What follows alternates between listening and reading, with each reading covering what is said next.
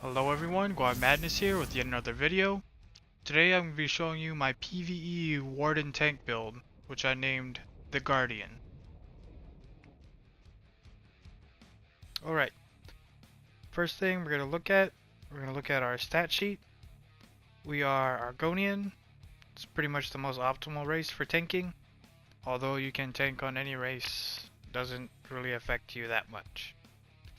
The Argonian passive is most beneficial in my eyes.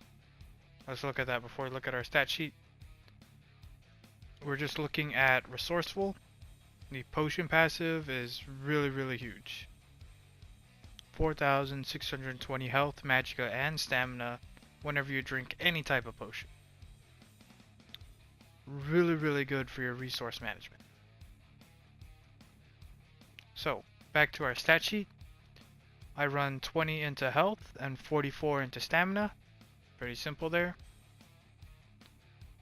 We are using the Atronach Mundustone as well as Tri-Stat Food. The gear we are running, we're using 5 Alkosh, 3 Jewelry Alkosh, and 2 Sword and Boards of Alkosh. Body pieces, 5 Ebon Armory, and 2 Lord Warden. It is 6 heavy, 1 light. Make sure that your light piece is the shoulder of Lord Warden. Ideally, you want to have sturdy, small pieces, shoulder, waist, hands, feet, and infused big pieces, including your shields, which would be your legs, your chest, your head, and your shields. All glyphs, you want all your glyphs to be the Akijo, which is the Tri-Stat glyph. It gives you health, stamina, and magicka. This gives you a bigger stat pool to draw from overall. Depending on your group, that decides on what kind of gear you want to wear, but in general, this is an optimal setup. Both tanks are going to want to run Alkosh for optimal uptime, but the base body set is up to you. One thing I will mention is for all the jewelry, I do recommend all Triune as the trait. Again, more max resources. That's all tanking is about, managing your resources and doing what you need to do. On all the jewelry, I do magicka recovery glyphs, all 3 of them. Pretty simple there. Triune is the ideal trait on there, once again. If you don't like Triune, I would use the Harmony for synergy effectiveness. It can be very helpful. On your weapons, you want to run double infused. Doesn't matter what type of one-handed, but you want a one-handed that is infused. And you want to run a crusher enchant on both bars. No poisons or anything fancy like that. Just go double crusher and you'll be alright. The shields, again, you want infused with the Tri-Stat glyph. Both bars. For the food and the potion, we're just using basic tripods. Restore health, magicka, and stamina at the same time. Give intellect, endurance, and fortitude. Pretty basic, and pretty much all tanks are going to be running this type of potion. For food, just a Tri-Stat. If you got the fancy gold one, that's fine. Actually better, but I'm cheap. So we're rolling with just the regular Tri-Stat.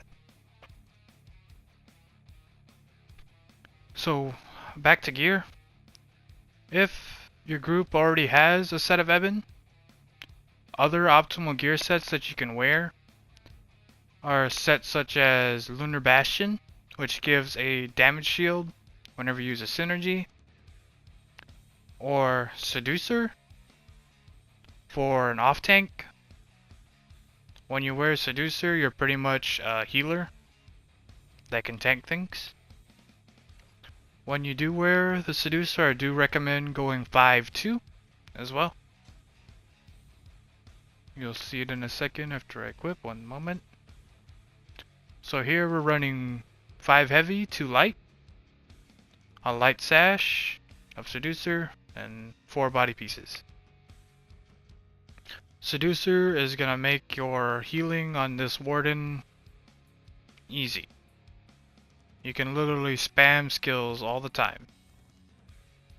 If you look at our character sheet, we have 2k magic of regen without any potion. That's huge as a tank.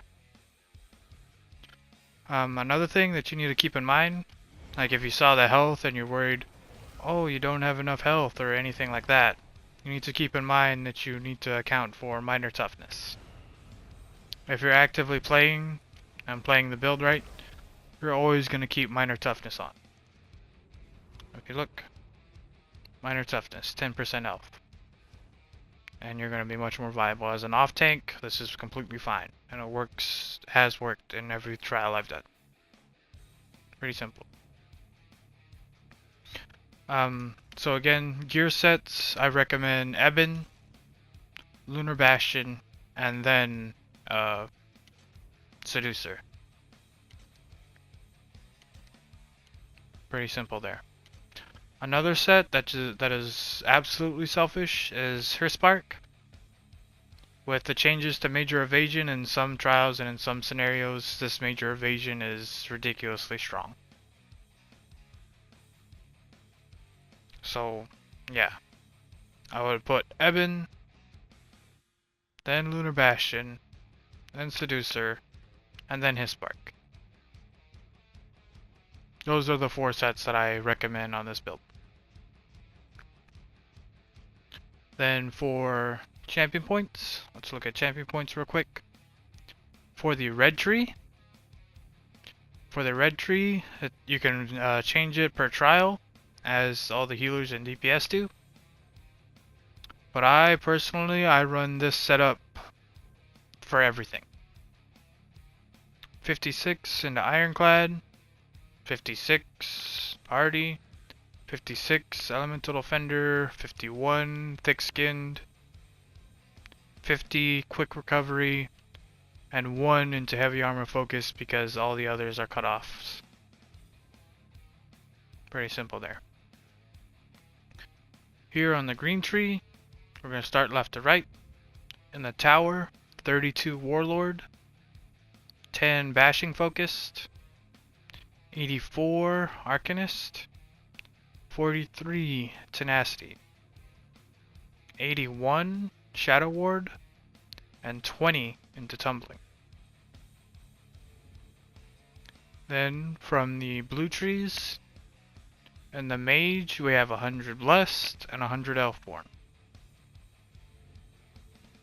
The Atronach, 28 Master at Arms, 2 to Shattering Blow, and 2 to Physical Weapons. 37 into Mighty, and 1 into Piercing under the Ritual Mundus. Pretty simple. I'll put the champion points and gear and everything else into the description below. Lastly, let's go into skills. If we look into skills on the front bar, this is pretty much what I run for every single trial. Expansive Frost Cloak. I choose Expansive because it's more helpful to the group.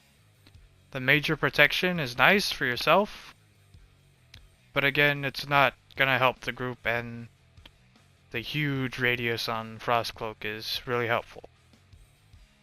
And that's why I choose Frost Cloak over the Fortress. Absorb Magic. This is only really for the passive. 8% damage you can block on mitigation and 8% block reduction. Next is Budding Seeds with the instant morph. Summon the Field of Flowers, and you could spam this ability like the whole time that you're actively tanking. Like really, you're just going to be sitting there holding block, keeping your taunts and debuffs up, but the whole time you're going to be spamming this, holding block. the whole time. Like, you can literally keep this skill going for the entire duration of the fight.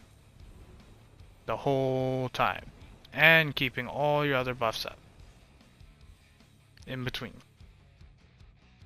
Spam it when you need a heal. Spam it when you don't need it. Heal other people. It's very effective. Very simple. There's also the harvest synergy for the allies. Kinda nice. We choose the Bull Netch over the Betty, only because stamina is more hard to come by, and the Betty doesn't really bring anything to the group. Just so you know. Like, you can purge it, but stamina, like the stamina you get back outweighs the purge effect you get from the Betty, considering that you can just put efficient purge on your bar. And help the group while you purge as well. Essentially, the Betty Netch is a selfish purge, while the other efficient purge is a more group-friendly thing. Pierce Armor is our melee taunt. Pretty simple there. Aggressive Horn. Increasing major force. No reason not to have this as a tank. It has to be on one of your bars. Does not really matter which bar you run it into. You put it into, sorry. One thing you can do is, instead of running Horn on the front bar, you can put Barrier for the extra magic recovery, and then Horn your back bar. But with this build, you already have a ton of magic recovery. So I just run Horn on the front bar, and I keep the Enchanted Forest on the back bar for the terrible moments where you're super scared for your life, sort of thing. Forest is really helpful, and it can help you get ultimate back if it is one of those oh snap scenarios. But even then, a forest isn't really needed, but it can be clutch in some scenarios. If you feel you don't need the forest, just put on Barrier, and you can swap it in the front or the back, either one, but I choose to run the forest for my group. Then here on the back bar, I slot Deceptive Predator for the minor evasion as well as the brief major expedition. With the expedition, it's really like expedition is really needed in some scenarios, and you could also just run rapids instead for your expedition, or you could run channeled acceleration or the regular accelerate for your expedition. But I choose Deceptive Predator because it does give you the minor evasion passive for being slotted. And with the magic recovery build, it's pretty darn great. No problem keeping wings up. Next skill, I use Leeching Vines. The vine isn't necessarily a heal. Like, it's not a primary heal. You can spam it and give it to everyone. That's fine. But I'm really trying to apply this to myself and to other allies so that they can apply minor lifesteal to enemies that damage you. If you don't know what minor lifesteal does, that heals you and your nearby allies for 720 health every time it's damaged. So as long as lifesteal is up, that's an instant 720 heal for whoever hits them, sort of thing. This is very underrated in my opinion, and should be used more by most people. The next skill, Deep Thoughts, is the morph of Meditate. You don't really need Deep Thoughts at all, because their sustain is so good, but there are some scenarios where you can just Deep Thoughts and regain your resources in downtime, while you still have aggro and all your buffs are still applied. So this is just something that can be toggled. If you do not want to run Deep Thoughts, I recommend using Polar Wind. With Polar Wind, you heal yourself for 18% of your max health instantly and 10% over 10 seconds. It additionally will heal 18% for an ally, which is almost like a one-person Breath of Life, considering that it's almost 20% of 35,000. So it's a pretty good heal. And costing Magicka on a magic recovery build, you can use this ability quite a lot. Quite often. But again, in a lot of scenarios, I like to have Deep Thoughts. But again, if you do not want to run Polar Wind and heal, there are a bunch of other skills that you may need or use for certain scenarios in Trial. Like Efficient Purge. I would put Purge here and run the rest of the things. This is really just your flex spot. And Leeching Vines is also a flex spot. You can change that out for any of the other abilities, but I prefer to keep Vines on there for the Vitality. I mean the Minor Lifesteal. So this is really my only flex spot. I either change it for Purge, for Overflowing Altar, putting the Blood Altar down. That Blood Feast is really nice in clutch scenarios. What's next? Ring of Preservation for the Minor Protection. It's pretty great. That extra bit of damage mitigation is very helpful in some scenarios. Another thing for like ad pools and VMAL and stuff like that, you need to have Silver Leash. This is the chain, pretty much, hook and pull an enemy to you. That's what I do in VMAL, and whenever you're required to chain ads in, use Leash.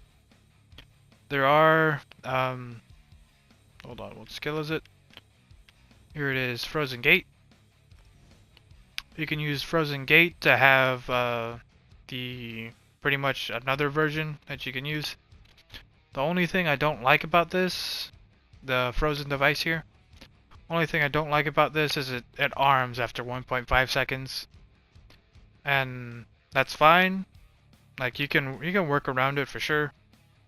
But I prefer to have the instantaneous chain with Leash.